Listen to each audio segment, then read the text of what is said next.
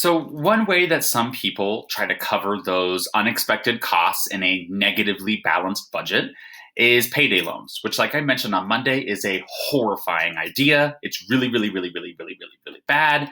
If you look and you actually calculate the APR on payday loans, they are almost always in the 100 to 200% range.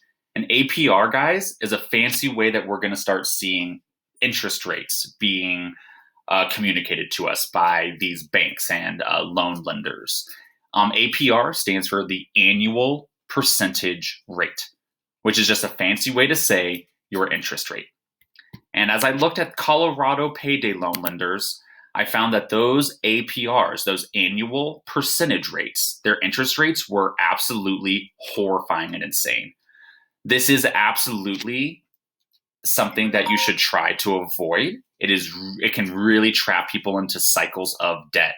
We are going to go over why credit cards are a better way for you to borrow money in emergencies as long as you're being smart. But before we get there, I want to make sure you understand what you're going to learn today, tomorrow, and next week. So we are going to try and research the following questions. When are credit cards good and when are credit cards bad? Because credit cards can be good for emergencies, but they can be really bad if you're using them all the time and if you're not paying them off. So there is a way that they can be good and there's a way that they can be really, really bad. And credit cards can also put you in really bad financial trouble if you're not smart. We want to know, how do credit cards affect your credit score? And what is a credit score? I want to make sure you know how to avoid credit card debt and how you can game the system. Okay.